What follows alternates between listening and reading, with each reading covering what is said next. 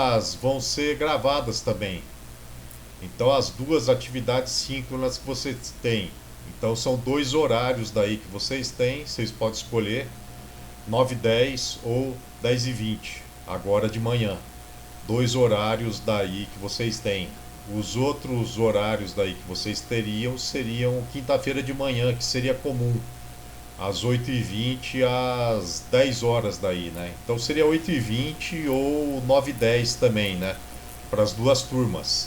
Mas daí vocês teriam só essas duas opções, né? 8h20 ou 9h10 daí. Então eu escolhi esse horário de manhã porque daí tem duas opções daí. Teria duas opções não, teria quatro daí, né? 8h20, 9h10, 10h20 ou 11h10, né? Então seria possível esses quatro horários daí. Então eu escolhi esses dois intermediários aí, que ficariam os dois intermediários entre as duas turmas de manhã, que seria o mais viável daí, né? Dois horários possíveis, né? Então eu peguei esses dois horários aí para ficar entre as duas turmas para escolha possível. Como são o mesmo conteúdo para as duas turmas, então fica entre as duas turmas aí possíveis, duas opções, né, iguais.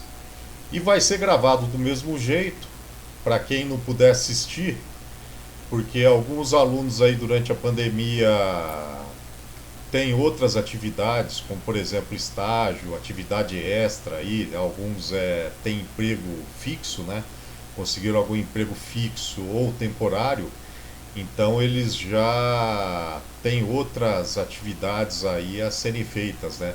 Alguns estão se formando, então já tem alguns que estão estagiando e conseguiram emprego, ou já conseguiram algum emprego fixo aí que estão fazendo algumas disciplinas restantes, né?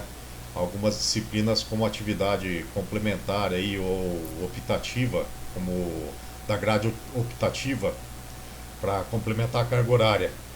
Então eles estão complementando a carga horária para se formar, então é a disciplina que falta para se formar. Então eles estão fazendo e optaram aí pela grade de disciplina optativa para a lógica reconfigurável. Então, às vezes é de controle e automação ou é de outro curso, como engenharia de computação, ou até de eletrônica, né? Engenharia eletrônica. Até também de engenharia elétrica também tem, né? Alguns que fazem.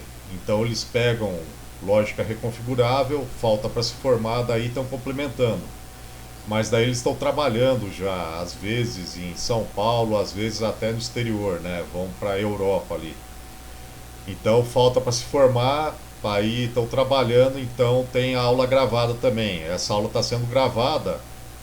Aí agora esse semestre já começa sendo gravada agora, da primeira semana de aula já. Então essa aula está sendo gravada e já a hora que finalizar ela, eu vou procurar já disponibilizar ela no Moodle já. O Moodle tem as aulas lá, como aula um, aula 2, aula 3 lá já de acordo com as semanas de aulas. Daí eu coloco disponibilizada no Moodle de acordo com o número das aulas, né? Aula um, aula 2, aula 3 e assim por diante. E coloco e deixo a data da aula, tá? Como atividade síncrona. Então eu disponibilizo lá também, quem não puder ver, aí assiste a aula por lá, acompanha a aula por lá com as instruções que eu passo por aqui. As aulas, de acordo com o planejamento que foi disponibilizado para vocês, o planejamento é um plano da aula, então seria um planejamento de como seriam as aulas. Então não é para passar o conteúdo, seria para passar mais essas orientações, essas instruções e de como seriam as aulas que vocês vão ver. Então vocês têm essas atividades síncronas, como vocês já devem ter visto em outras aulas ADNP, né? Agora elas são APNP, eles só mudaram a terminação. Então agora antes eram ADNP, atividades didáticas não presenciais, agora é PNP, atividades pedagógicas não presenciais. Então mudaram só a nomenclatura. Essas APNPs agora, elas são divididas em atividades síncronas, que são essas que vocês veem aqui acompanhadas pelo professor, né? Passa ao vivo, sendo acompanhadas aqui, passadas aqui com o professor falando com vocês, tal, né? Elas não precisam ter a presença de vocês, porque elas são gravadas agora devido a isso, né? Se a pessoa tem, ou se vocês têm outra atividade a ser feita, porque algumas atividades não pararam com a pandemia, como por exemplo estágio, né? Então algumas unidades de estágio aí, concedentes de estágio, não pararam, então o aluno pode pegar um estágio nessas unidades aí. Então pode não parar, ele aproveita e faz o estágio, né? Tem algumas unidades dessa. E outras atividades também não pararam, como por exemplo intercâmbio, às vezes por algum país. E alguns alunos se veem nessa situação, né? Às vezes eles estavam fora aí do país, aí veio a pandemia, eles não puderam pegar e voltar aqui para o Brasil. E tiveram alunos também que estavam em intercâmbio aqui no Brasil também e não puderam voltar para o país de origem também. Houveram essa situação. Também ocorreu o contrário, eles pegaram e voltaram para o país de origem quando eles puderam daí e agora não podem voltar para cá também, né? Para completar o intercâmbio. Ou não podem voltar mais para cá também, né? Devido à pandemia. Então ocorre a situação inversa também, né? Aí ocorre isso também, então eles não podem completar daí a atividade síncrona também, né? Ou não podem vou retornar daí para atividade presencial, daí para completar ela aqui daí. Então tem que fazer tudo online daí. Sincronamente também, se eles não puderem fazer daí ou comparecer sincronamente. Porque daí se eles estão em outro país daí tem a dificuldade do fuso horário também, né? Então o caso que ocorreu com o aluno que estava na Europa, né? O fuso horário lá que tem mais perto ali é provavelmente Portugal. Mas mesmo assim é mais de 4 horas de fuso horário. Então, se ele está vendo essa aula aqui ou puder comparecer nessa aula aqui, ele está em 4 horas a mais lá, né? Então, ele está vendo lá em mais de 11 horas da manhã. Então, vai acontecer o que? Ele vai ver provavelmente vai passar da hora do almoço dele. Ou deve estar lanchando lá, alguma coisa assim, né? Então vai ter mais dificuldade para eles, né? Então vão ter que ver provavelmente gravado daí, ou não vai poder comparecer à atividade síncrona. Então existe para isso daí, né? No semestre passado foi mais difícil porque a gente estava se preparando para isso daí. Então a gente se preparou até agosto daí, só que daí não tiveram as aulas síncronas daí, não deu para fazer todas as aulas síncronas daí porque a gente não teve a preparação para as aulas daí. Porque a gente tem que ver daí os softwares, tem que ver os softwares que a gente tem, firmar daí contrato com as empresas que fornecem os softwares, por exemplo, pegar o Google Suite, verificar as empresas que têm contrato daí para fornecer o pacote de software, por exemplo, o Google, ver qual é o melhor, a Microsoft, ou a própria Google, ou verificar o Zoom, verificar se eles têm o pacote de software adequado para fornecer para a gente, para instituição de ensino, para universidade, empresa e assim por diante. E aí agora já está melhor, porque a gente aqui tem que verificar também o equipamento que a gente utilizar, né? Se vai ser o equipamento, se tem espaço no HD, como vai ser o ambiente aqui que a gente vai utilizar, microfone, câmera, resolução, espaço no HD e assim por diante. Se vai jogar já direto streaming no YouTube, vai disponibilizar direto no YouTube, vai editar o vídeo depois, né?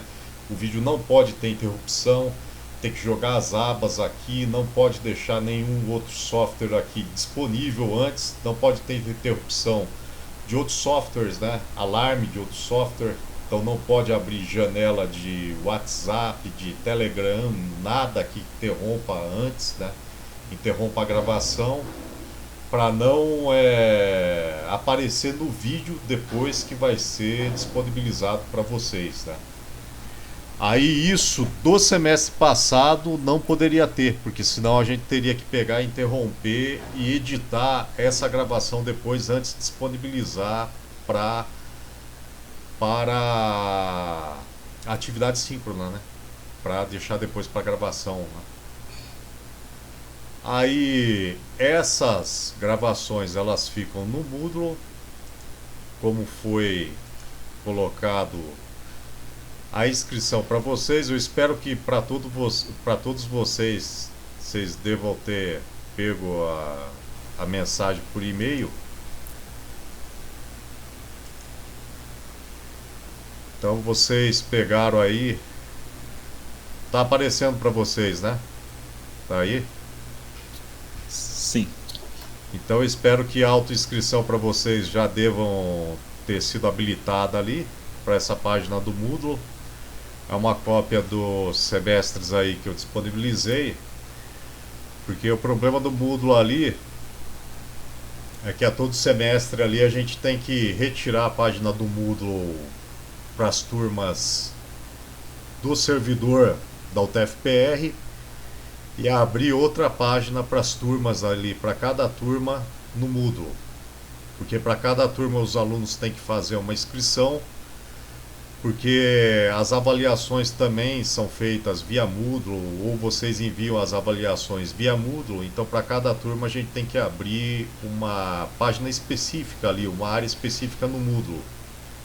E as inscrições são feitas também por turma no Moodle, então para cada turma a gente abre aqui uma área específica no Moodle.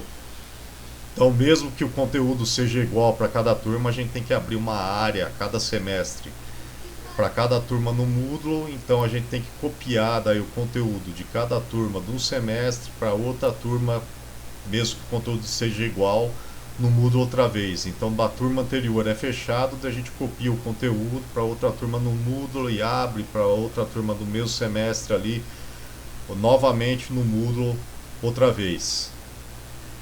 Então eu abri novamente para a turma de vocês ali, coloquei ali que na página pessoal, daí nós temos também cada professor ali no servidor, né, no URL ali, a página pessoal também,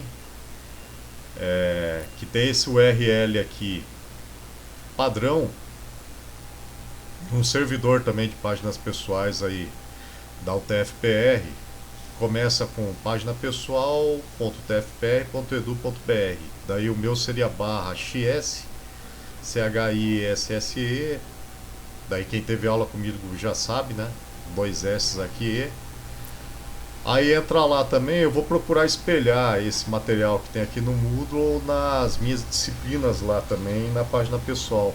Daí com esses arquivos aqui colocar lá. Aí pegar esse material, colocar lá. Também falta atualizar e inserir lá com esses links, né? Porque a maioria do material que tem aqui para ser colocado lá são links para as videoaulas daí que são colocados no YouTube. E nós temos aqui o disponível o Google Suite, que é o Google Workout agora, né? Mudou de nome, seria o Google Workout.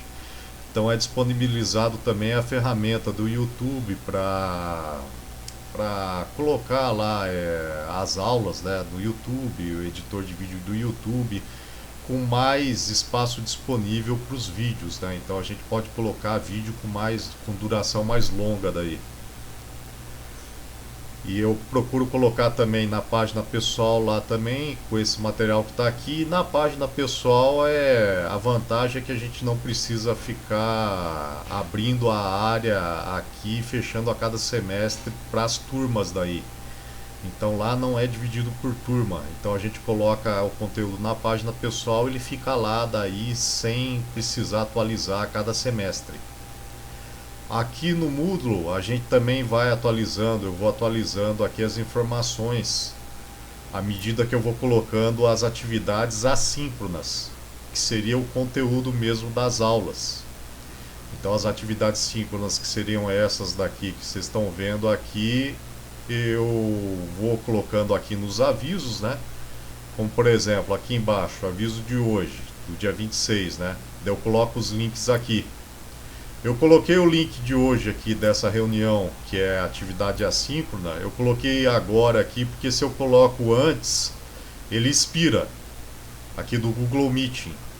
Então do Google Meeting, se eu coloco uns dias antes, se eu coloco mais ou menos aí acima de 3 dias antes, eu não sei mais ou menos a data, mas ele chega a expirar. Então eu tenho que colocar mais ou menos em cima do dia ali, senão ele pega e expira. Eu acho que uns 4 dias antes ele chega a expirar, né? Então eu vou procurar colocar alguns dias antes aí. Eu não posso chegar e colocar antes de quarta-feira, porque quarta-feira já tem a aula da outra turma de engenharia eletrônica, que é a mesma disciplina, lógica reconfigurável, e é o mesmo também conteúdo. Então eu tenho que colocar pelo menos até no máximo até quinta-feira, até ontem à tarde, tá? Ou à noite, porque também tem a permanência de ontem também.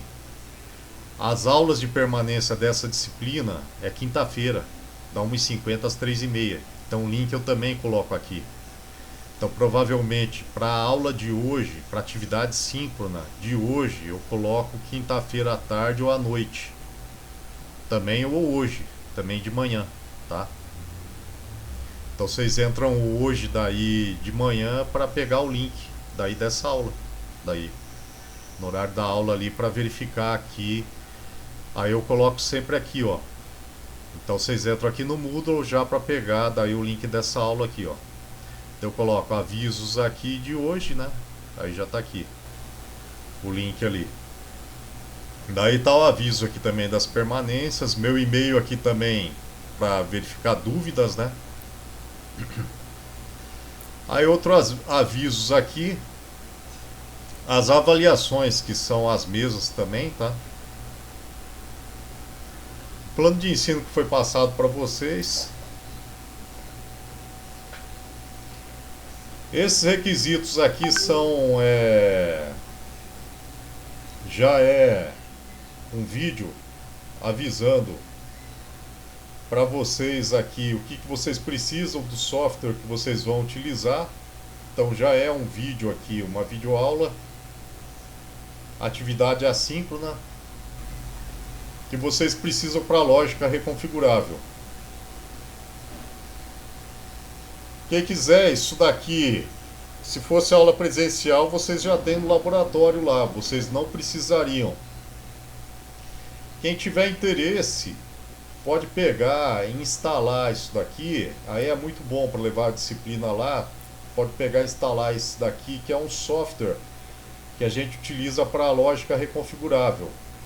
Aí é um software meio pesado aí para carregar, né? Ele tem mais de 5 GB aí para instalar ele.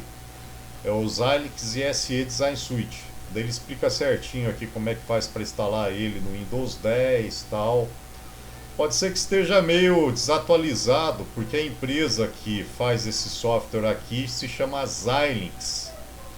Mas justo no final do ano passado ela foi comprada pela AMD. A AMD é que faz o microprocessador para os computadores aí. É justamente a que faz o microprocessador para os computadores aí PC. Então faz microprocessador para notebook, para IBM PC. É esses computadores aí que vocês utilizam aí para os PCs, né, da vida aí. Faz os quad-core, octa-core aí para computador. Então essa AMD aí ela comprou a Xilinx, que faz FPGA, que é utilizado em lógica reconfigurável. Daí ela comprou essa Xilinx, então pode ser que o site desse fabricante desse software aí possa ter mudado, mas continua os mesmos links lá tal para acessar. Então pode ser que tenha modificado, mas não tenha modificado muita coisa. Então continua o mesmo ali para acessar o software, para baixar ele, o mesmo esquema lá para pegar licença, para instalar ele. É a mesma coisa daí. Aí as atividades assíncronas, daí elas começam aqui, ó, introdução ao software, e as aulas mesmo estão aqui, ó. Parte 1, que ele vai explicando a fundamentação aqui das aulas, para iniciar em lógica reconfigurável. Aí você vai vendo meio por cima aqui o conteúdo, circuito e diagrama esquemático, circuito combinacional, circuito sequencial, temporizador, que seria o contador assíncrono, temporizador que vocês veem aqui, dá a impressão que é, por exemplo, eletrônica digital, né? Ou microcontrolador. Aí você pensa, ah, mas eu já vi. Isso daqui eu já vi, tô cansado de ver. Mas é outra coisa. Circuito de diagrama esquemático, circuito combinacional ou sequencial. Circuito de diagrama esquemático você vai ver algo. E justamente nesse software aqui, ó, Xilinx ISE Design Suite. Esses requisitos te ensinam aqui a instalar e a lidar. Aqui é para instalar e verificar como é que se faz a instalação e a obtenção desse software aqui. Ele é gratuito aqui para pegar. Então, nesses requisitos aqui você vê como é que você faz a instalação para a obtenção desse software aqui. E é bom verificar isso para quem quiser seguir essa área aqui. Que é uma observação que eu vou falar para vocês logo em seguida aqui em relação a essa disciplina para vocês de lógica reconfigurável para engenharia de controle e automação em relação a essa disciplina aqui, que para vocês não tem, digamos assim, muita importância, muita relevância para engenharia de controle e automação. Seria mais importante para eletrônica, para engenharia eletrônica e engenharia da computação. Para engenharia da computação e engenharia eletrônica é mais importante, muito mais importante, tem mais área ainda. Tem muito mais área de trabalho para quem quiser seguir, né? Não, para engenharia de controle e automação também, para quem quiser seguir essa área, tem campo também, tem área de trabalho nisso também, né? Aliás, tem vaga de trabalho nessa área também para quem quiser seguir. Tá inclusive sobra vaga de trabalho nessa área aí, porque é uma área específica, digamos assim, é muito específica daí para especialização, né? Não se encontram muitos especialistas nessa área aí, principalmente aqui no Brasil. Aí justamente por causa disso, que é muito específica para mão de obra, né? Existe uma mão de obra específica especializada nisso. Daí eu vou falar um pouquinho disso para vocês depois, né? Aí justamente porque recai nisso daqui. Então essa parte de requisito aqui para a PNP, para essa PNP aqui, né, para essas atividades pedagógicas não presenciais aqui de lógica reconfigurável, ela fala aqui para justamente aqui para você lidar aqui com a instalação. Explica um pouquinho o que é esse E daqui, Xilinx ISE Design Suite. Que esse Xilinx ISE Design Suite é uma ferramenta de Electronic Design Automation, que é uma automação, uma ferramenta de automação do design eletrônico, que seria o quê? Uma ferramenta para automação do design eletrônico de diagrama esquemático, de circuito eletrônico combinacional e sequencial, ou seja, circuito eletrônico. Ele vai te ajudar a elaborar o design de circuito eletrônico, ou seja, você vai fazer circuito eletrônico digital, principalmente circuito eletrônico digital. Em alguns você vai poder até fazer o design de circuito eletrônico digital e misto. Ou seja, circuito eletrônico digital e analógico. Em alguns casos também, né? Circuito eletrônico digital e analógico. O design de circuito eletrônico. O que seria o design de circuito eletrônico? É você pegar e elaborar um circuito eletrônico. Então, lógica reconfigurável seria o quê? Você pegar e fazer o circuito eletrônico. Fazer o circuito eletrônico quer dizer que você não vai simular ele, tá? Esse software aqui, o Xilinx ISE, esse Design Suite aqui é um software. Então, o Xilinx ISE Design Suite é um software. Então, é uma ferramenta que você vai utilizar para fazer o design do circuito eletrônico. Então, é para fazer o circuito eletrônico. Você vai ser um designer eletrônico. Para fazer o circuito eletrônico, você faz ele primeiro em lógica reconfigurável. Lógica reconfigurável, você vai lidar com dispositivos de lógica reconfigurável, que são os FPGAs e os CPLDs, né? FPGA é Field Programmable Logic Array e CPLD é Complex Logical Programmable Devices. Esses dispositivos você coloca o circuito eletrônico digital dentro deles. Então você elabora o design do circuito eletrônico digital para funcionar dentro deles. Então você já joga o circuito eletrônico digital dentro deles. Aí o circuito eletrônico digital dentro desses dispositivos vai fazer eles funcionarem como se fosse o circuito eletrônico que você colocou dentro deles. Então o FPGA, o CPLD, seriam circuitos integrados na prática que vão funcionar como se fosse o circuito integrado que vai ser o circuito eletrônico digital que você vai programar dentro deles daí.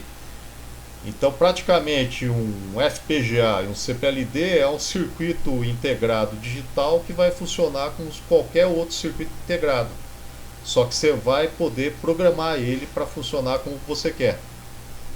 Então qualquer outro circuito integrado digital que você utilizava antes, você vai poder programar ele em um FPGA ou um CPLD.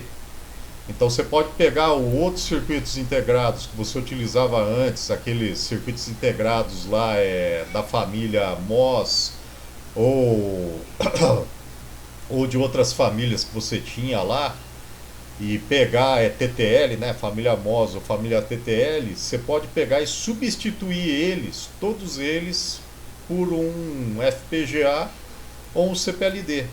E aí você pega e programa o FPGA ou o CPLD e substitui eles daí por esse FPGA ou CPLD que você pegar e programar para funcionar como eles daí, né? Substitui qualquer um deles daí pelo FPGA ou CPLD. Então o que você vai fazer aqui, programar não seria o termo certo, né? O termo certo seria fazer o design do circuito integrado digital no FPGA ou no CPLD. Então é isso que vocês vão fazer aqui. Por isso que ele fala aqui que é EDA, né? Automation Design, Electronic Design Automation, né? Automação do design eletrônico. Então isso que vocês vão fazer aqui, circuitos, diagramas esquemáticos, é o design do circuito eletrônico. Então esse diagrama esquemático aqui é o design do circuito eletrônico. Circuito combinacional, circuito sequencial, né? E assim por diante. Até chegar aqui em um microprocessador. Então se você faz daqueles circuitinhos lá, CMOS, TTL, circuito decodificador BCD, 7 segmentos, circuito de portinha lógica, o 7400, circuito de portinha lógica NAND, circuito de portinha lógica OR, circuito de portinha lógica inversora, circuito de portinha lógica contadora, daquelas portinhas lógicas lá, mestre escravo, né? Circuito de portinha lógica contador, né? Simples, com dois contadores e assim por diante. Aí você pode substituir todos eles por um circuito com lógica reconfigurável. Aí você pode trocar todos eles. Aí isso não é um circuito programável, porque circuito programável é o circuito de um microprocessador. É o circuito que você programa com uma linguagem de programação. É o circuito que você programa com uma linguagem de programação, é o circuito programável. Agora o circuito em lógica reconfigurável é o circuito que você faz o design de um circuito em FPGA ou CPLD. Aí é diferente, você daí faz o design do circuito digital. Aí você faz da mesma forma que você faz a simulação do circuito digital. Por isso que aqui ele está, circuitos em diagramas esquemáticos. Você vai pegar o circuito na forma gráfica e vai pegar ele, vai fazer como se fosse a simulação do circuito digital, no diagrama esquemático. Então você vai pegar o símbolo do circuito na forma gráfica e vai colocar ali no worksheet, né, no workbench. Vai pegar os símbolos dele lá e vai interligar. Só que ao invés de simular, você pode colocar ele direto dentro do circuito integrado de um FPGA. Aí ele vai funcionar esse circuito integrado como se fosse o circuito que você colocou no diagrama esquemático. lá na forma gráfica. É por isso que isso daqui está na forma também como se fosse o conteúdo de eletrônica digital.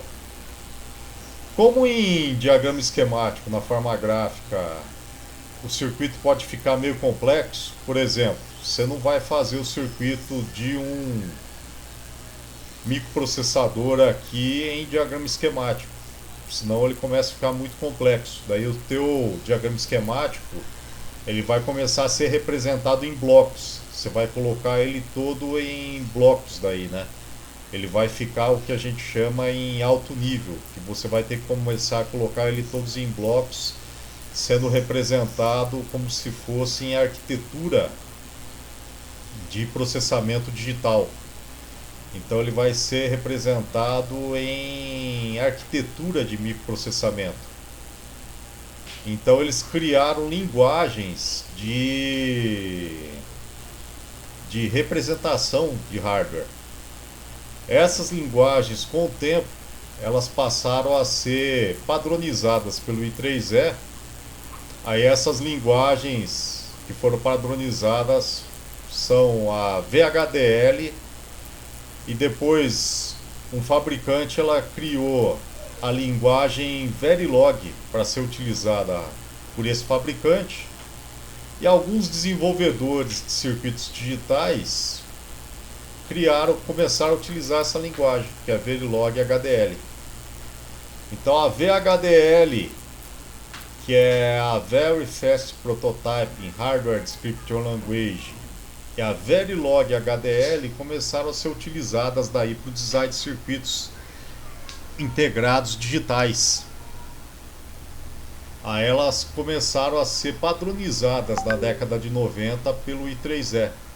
Então as duas linguagens que são utilizadas para o design de circuitos integrados digitais são a VHDL e a Verilog HDL, que são padronizadas pelo I3E.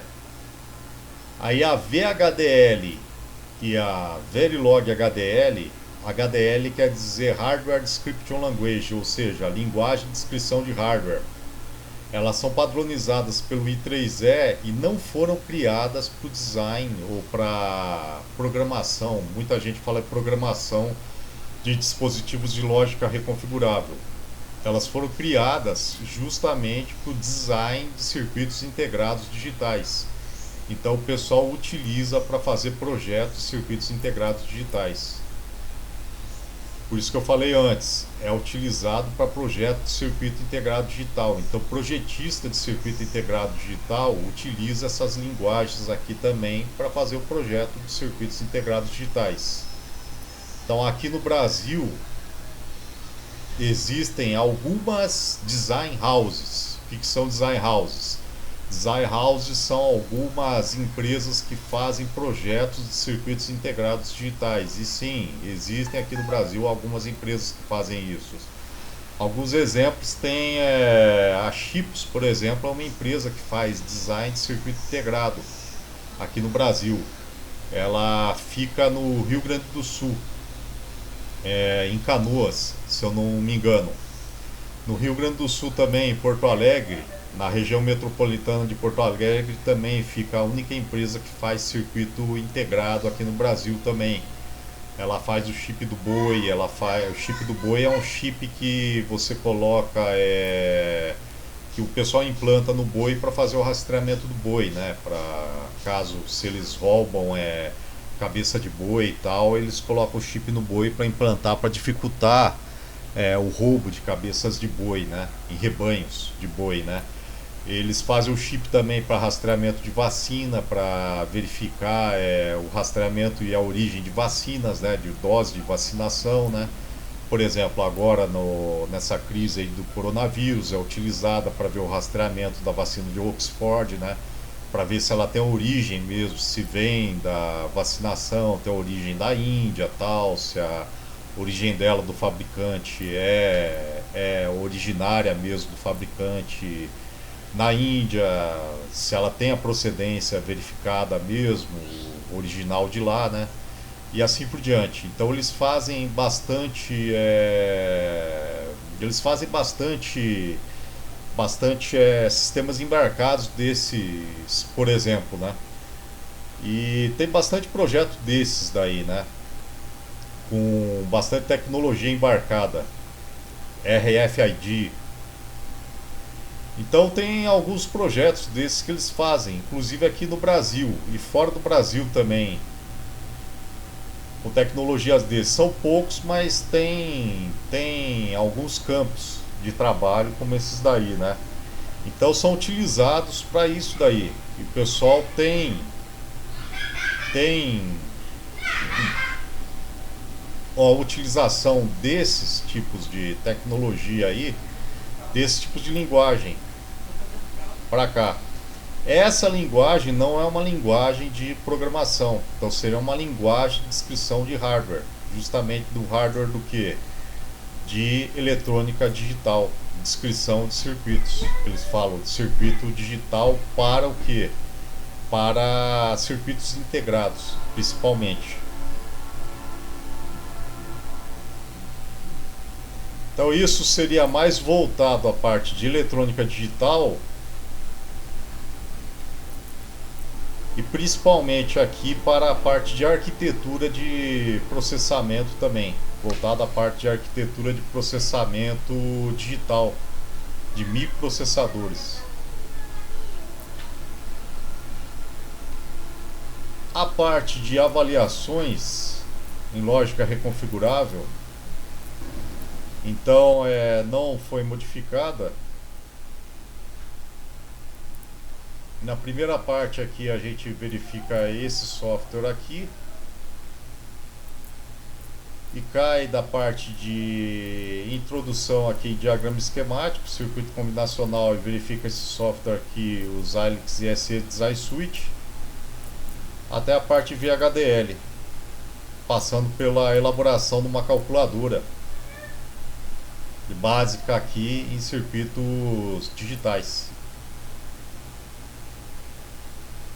Uma calculadorazinha básica aqui até chegar em VHDL. Daí a gente vê aqui certinho como é que é o VHDL e tal, passando pelos diagramas esquemáticos, né? Daí a gente vê a justificativa aqui da criação desse VHDL, né? Por que eles criaram essa linguagem de descrição de hardware? É porque chega uma hora que diagrama esquemático não dá mais para utilizar, ele fica muito complexo utilizar diagrama esquemático, que é gráfico. Aí tem a necessidade de se criar uma linguagem de mais alto nível. Daí a gente vê o porquê da criação de uma linguagem de alto nível, né? Aí passa-se a criar, até a necessidade de se criar uma linguagem mais parecida com a linguagem humana, né? É uma linguagem comportamental que eles falam, Behavior Language. A segunda avaliação, a gente passa daí para o microprocessador. Porque como a gente consegue implementar no FPGA, o dispositivo de lógica reconfigurável, praticamente qualquer circuito digital, então um microprocessador seria um circuito digital também. E o dispositivo de lógica reconfigurável que a gente vai utilizar, é possível implementar também, ele tem a capacidade de implementar um microprocessador, mesmo que seja um microprocessador básico ali, o mais básico possível. E o microprocessador que ele pode implementar, ele se chama Microblaze.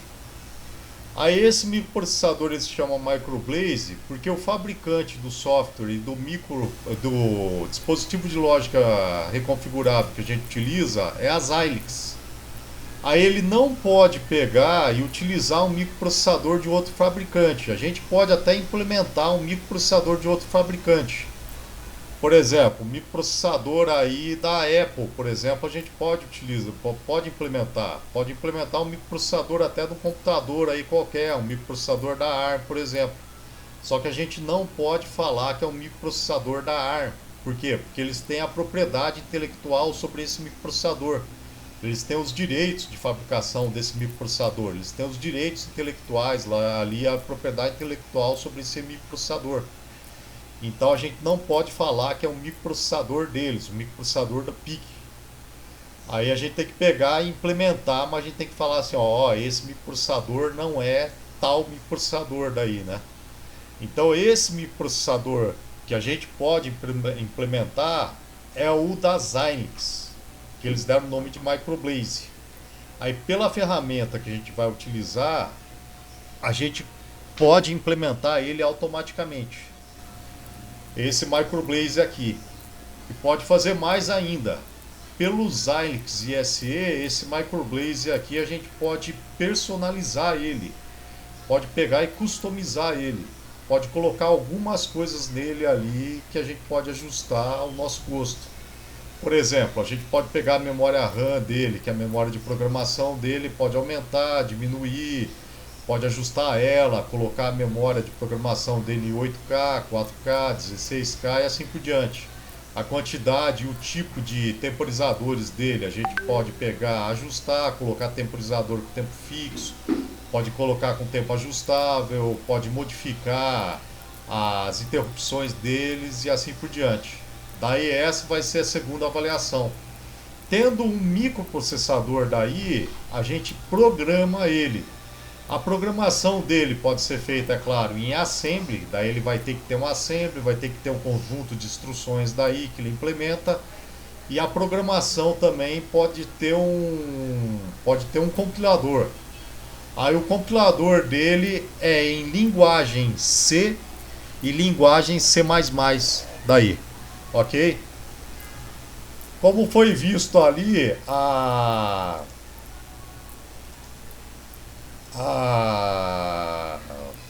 permanência de vocês é na quinta-feira, a 1h50.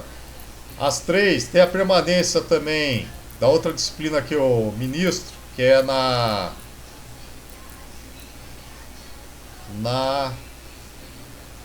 terça-feira, da 1h50, às 3h30, que é da automação e controle discreto, que está no Moodle também, que eu coloco o link.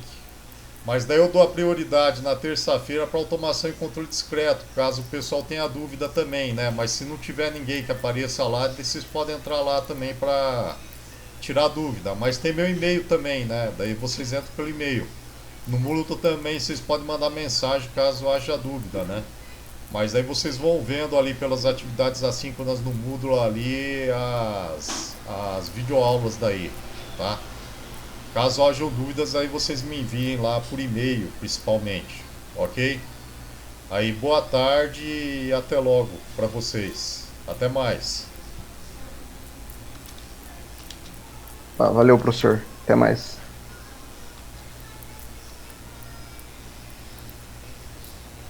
Professor, eu tenho uma dúvida. O Oi? senhor poderia tirar uma dúvida? Sim, sim. Pode falar. É, Aquela lista de atividades já lá no Moodle, né? Não de atividades, de videoaulas. Sim. Pode ir acompanhando elas, adiantando, o Ou senhor... não, aquilo lá vocês podem ver a hora que quiser ali, até depois que acabar o semestre, isso daí fica disponível, tá? Só tem uma Hum, coisa, tem umas correções que eu fiz, já o pessoal da outra turma de eletrônica, da engenharia eletrônica, teve gente que já viu e tem uns erros lá, tá? Aí eu sim, já vi no módulo da turma de eletrônica, eu já vi, já corrigi. Daí eu acho que eu tenho que corrigir aqui no módulo de vocês, tá? Mas beleza. eu acho que é 2 links ali que eu corrigi. No módulo da turma de engenharia eletrônica. No de vocês aqui eu tenho que corrigir, tá? No módulo de vocês. Eu acho que é no primeiro. Na primeira videoaula e na segunda, tá? Daí no de vocês aqui eu tenho que corrigir também, tá? Beleza. Acho que é na aula um parte um. Eu acho que é na aula um. Na aula um parte um e na aula um parte 2 daí. É o link daí, tá? Eu tenho que corrigir aqui no Moodle de vocês. Daí, tá? Eu vou corrigir agora daí. E essa aula Beleza. aqui eu tenho que colocar daí, tá? Tudo bem? Tudo bem, tranquilo, professor. Obrigadão. Falou de nada? Professor, esse projeto 1 e 2 é para entregar quando? Não, esse daí eu vou colocar ali depois também a data, mas vocês podem entregar até o final de. Até o final, essa outra coisa que eu ia falar também acabei esquecendo. Vocês podem entregar até o final de maio. É porque Ah, vocês tá. têm a data ali no plano de ensino para entregar Mas é que vocês têm a data do projeto 1 para entregar e a data do projeto 2, que é até o final de maio. Projeto 2 até o final de maio. Mas vocês têm também, a gente tem que colocar também a segunda chamada. A gente é obrigado a dar a segunda chamada também. E a segunda chamada